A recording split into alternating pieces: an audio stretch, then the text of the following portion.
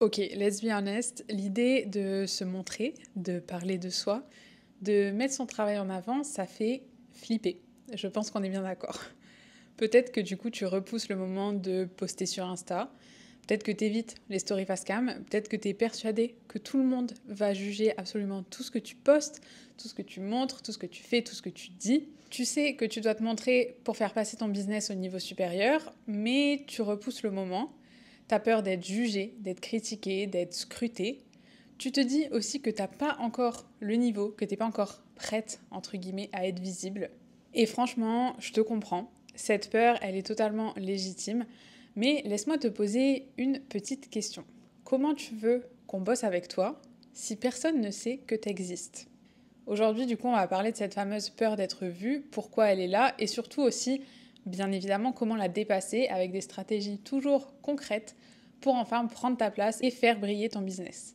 Parce que ton business ne passera pas le cap supérieur que tu espères tant si tu restes caché. Du coup, let's go pour l'épisode du jour. Welcome sur le podcast des solopreneurs DTR qui n'ont pas peur de casser les codes et de prendre leur place. Si tu veux structurer ton business sans te perdre dans des règles qui te ressemblent pas, si tu veux briller, oser être toi-même à 100% en créant une activité qui te fait kiffer ta vie, j'ai une super nouvelle pour toi, t'es au bon endroit. Moi, c'est Amy, serial entrepreneur et multipotentielle ambitieuse. Je suis carrément persuadée qu'on peut atteindre ses objectifs sans se tuer à la tâche. Je suis là pour te montrer que l'organisation, la créativité et la liberté ne sont pas incompatibles, bien au contraire. Je t'aide à créer, développer et structurer ton business pour qu'il te permette de vivre tes plus grands rêves et vraiment profiter de tous les plaisirs que la vie a à offrir. Le but, c'est d'avoir un business à ton image qui parte de toi, qui te fait vraiment kiffer, qui te permet de réussir selon ta propre définition du succès et ainsi pouvoir atteindre le Graal, être libre à 100%. Pouvoir travailler d'où tu veux, quand tu veux, comme tu veux, sur ce que tu veux, avec qui tu veux.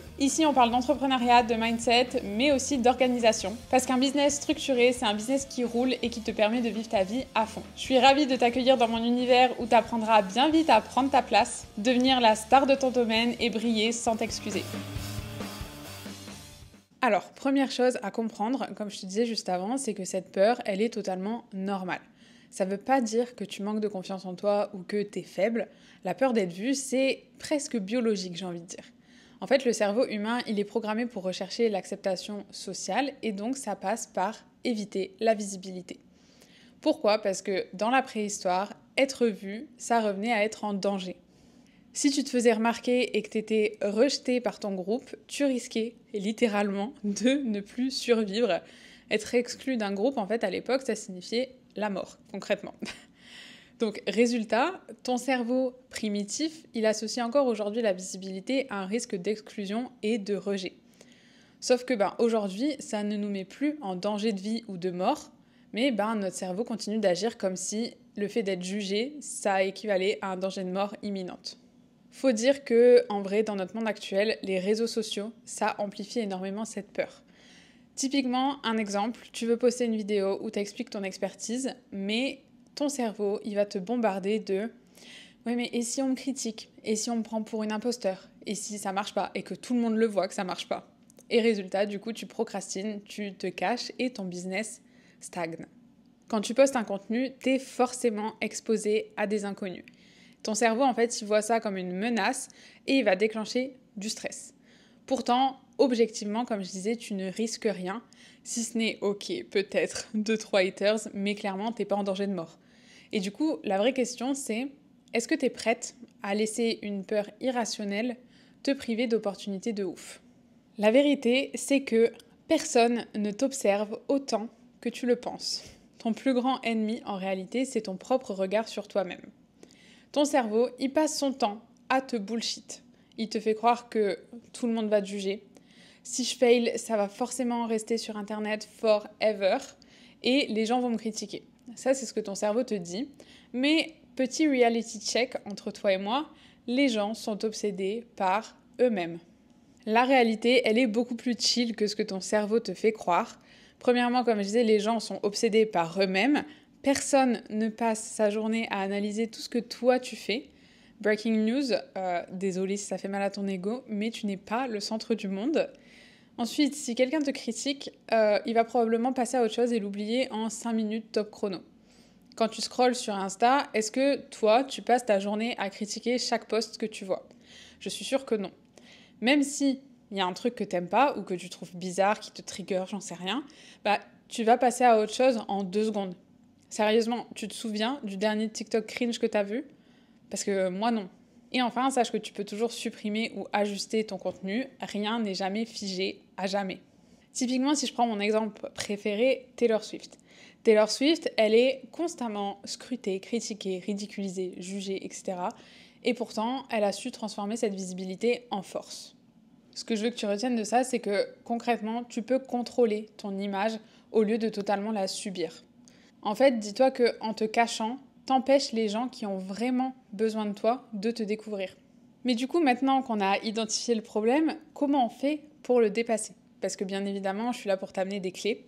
Donc, si tu veux attirer des clientes qui résonnent avec toi, être reconnue comme experte dans ton domaine, développer une personal brand qui est forte et unique, tu dois accepter d'être visible. Et sache que la confiance, ça vient pas avant l'action, ça vient après.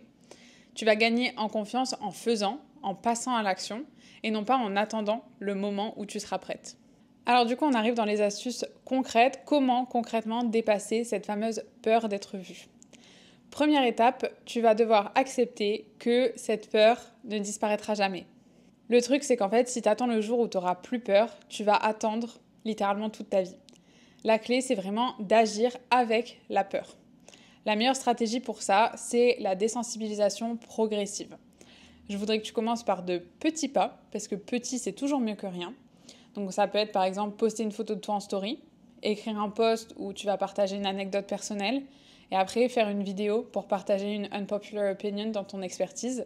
En fait, petit à petit, ton cerveau il va comprendre que tu n'es pas en danger. Tu peux aussi choisir la stratégie de la thérapie d'exposition.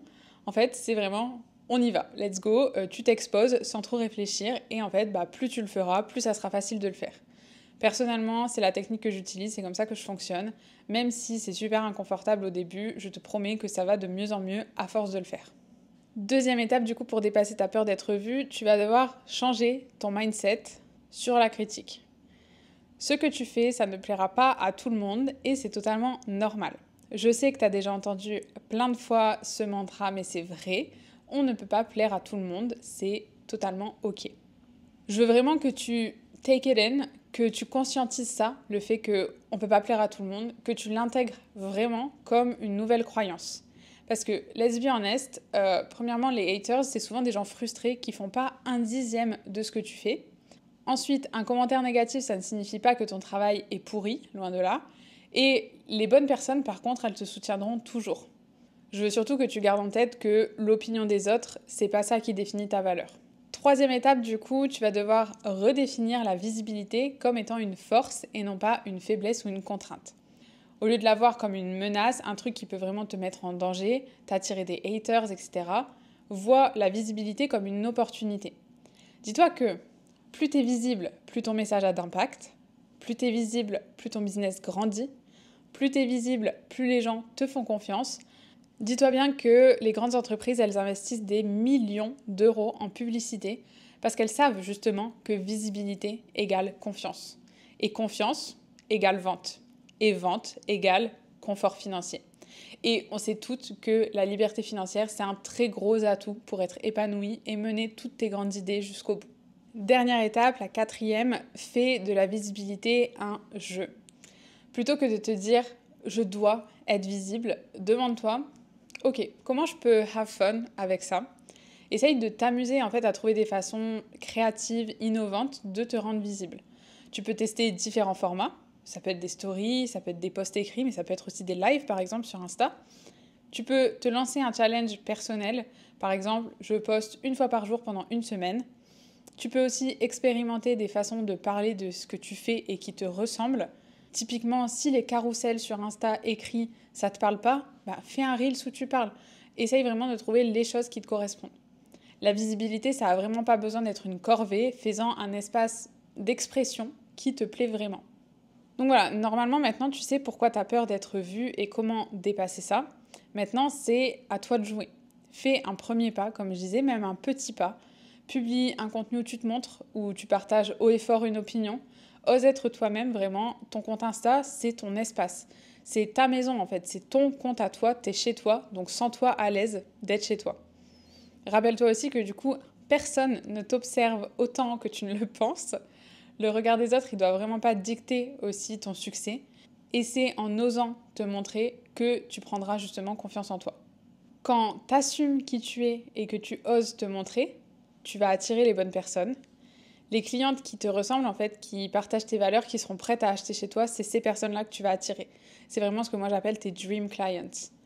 Ensuite, du coup, tu vas prendre confiance en toi, comme je disais, à force de te montrer, tu vas réaliser que rien de grave n'est en train de se passer. Ça va devenir ta nouvelle normalité. Et tu vas devenir une référence aussi. Dis-toi que les gens, ils achètent aux personnes en qui ils ont confiance. Et la confiance, elle vient de quoi? Elle vient de la familiarité. Plus on te voit, plus tu deviens une évidence. Le monde a vraiment besoin de ce que tu as à offrir. Le monde a besoin de ton unicité. Donc go, prends ta place et deviens vraiment la star de ton domaine. Ton petit challenge, du coup, si tu l'oses, c'est de commenter sous cet épisode pour me dire quel est ton premier pas pour te rendre visible. Ça n'a pas besoin d'être immense, c'est le petit truc que tu vas faire là, tout de suite, today. J'attends de voir et je viendrai vérifier. Et en attendant, je te dis à très vite dans un autre épisode. Bye.